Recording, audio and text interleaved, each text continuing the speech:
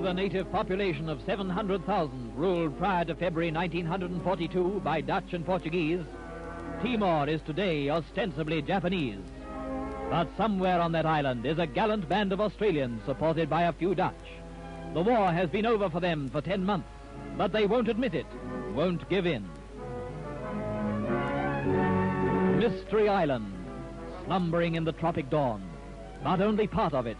Keen Australian outpost eyes watch their dangerous enemy while weary comrades sleep. Another day for the men of Sparrow Force, and for some of them at least a rare treat, deer meat, venison, for boys who've lived on crocodile and water buffalo for many months. They haven't seen bread since February. Lieutenant Jerry Mackenzie finds the buffalo tougher than the life he leads. They haven't heard of austerity, but they know about it. Addition to the larder, friendly natives bring in a young croc, all alive-o, so that he'll keep, but so trussed up that he might as well be dead anyway. For 59 days, Australia did not know of their existence. Native bush telegraph even told them that Australia itself had been conquered. But they went on fighting, just for luck.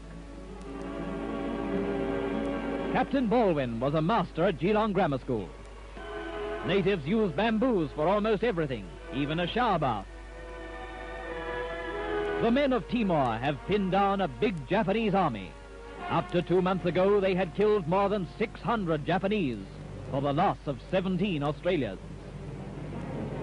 It's a Jap looking for them, but from the sky he sees only jungle and scattered native villages. They fight the Japs in a hit-and-run warfare, severely rattling the much more numerous enemy. They ambush him, shoot him up with Brens, Tommy guns and rifles, their only weapons. Finally, they broke his morale so that he ventured after them less and less, sent petitions urging them to surrender. That's how they fight. Hit and run, kill all you can and retire. The true guerrilla.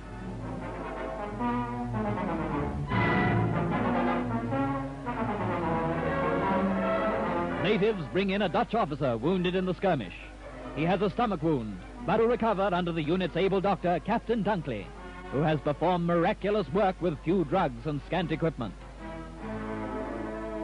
That wound belongs to Private Doc Wheatley of Western Australia, ex-kangaroo shooter. His rifle has brought down no less than 47 Japs for certain. His fine-type cobbers are the brothers Charlie and Stan Sadler. The story of their recontact with civilization is one of the epics of the war. With a few odds and ends, signalers began to build a radio transmitter. They scrounged for everything, going time and again through the Jap lines to do it. They went at night even into Japanese-held Dili, shot up the nips, and took a generator from a car. They melted solder out of old gear and caught it in bamboo for reuse. And after many heartbreaking failures, they got a signal through to Darwin. When they heard Darwin order all stations off the air to prevent interference, those lost nomads got the kind of thrill that comes to few men.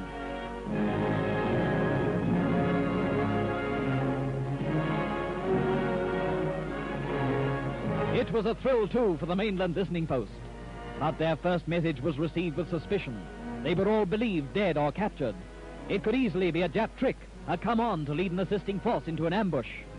So Darwin Signals officers took precautions. Many of the Sparrow Force men were known to them intimately and backflashed a message. To prove your identity, give Christian name of Jack Sargent's wife. Answer immediately. That was duck soup to the boys in Timor. They answered immediately. And over the ether flashed the one word which was to bring them help. Food, clothes, ammunition, and the weight admiration of the whole Australian army. And so supplies came. How they came doesn't matter, but they reached the marooned men of Timor, removing the threat of eventual death that dwindling stocks of ammunition grimly marked. Came the mail and letters from Australia, voices from home talking to them in the wilderness.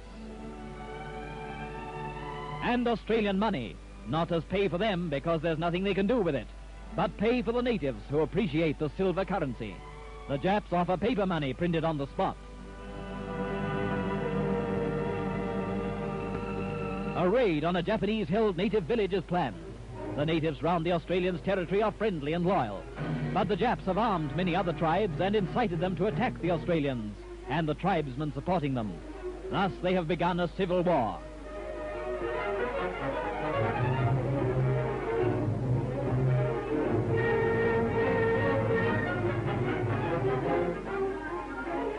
It might be Australian hill country, and the white guns bring back nostalgic memories to the marooned men of Timor. Only a comparatively small patrol of Aussies can be spared for the job. They will rout the Japs, and the natives will then deal with their perfidious countrymen.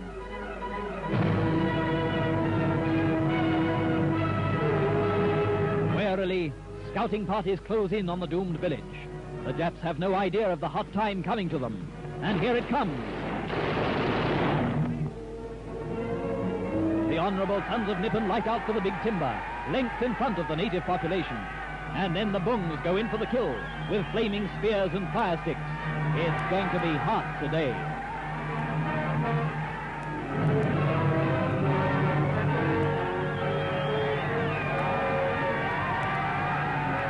Primitive warfare, inspired and guided by white men who have gone back to the primitive to preserve their own lives.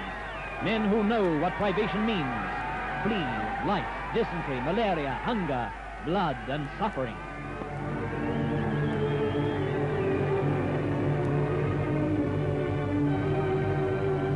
Victory, but removing only one small threat momentarily. And so the prisoners come out, natives, only because the Japs wanted to live to fight another day. Livestock and men in strange mixture. Women, old near to death. And children just beginning life. Young girls, old men, a pitiable band, the spoils of war. For meritorious service, 5 outstanding NCOs are praised by their company commander, Captain, now Major Jeff Laidlaw, famous Newcastle athlete and surf swimmer. Because of his giant proportions, Laidlaw is known as the Bull to his men. Said the Bull when asked about Japanese fanaticism, "I haven't seen much fanatical dying, but I've seen some bloody fanatical running." No pen is better equipped to express the tough, taut, magnificent men of Timor than that of their own Corporal Jones. But you'll hear all our cheers in another 10 years, or in less than that perhaps. They'll say, "Pack up your gear, you're not needed here. This island has run out of Japs."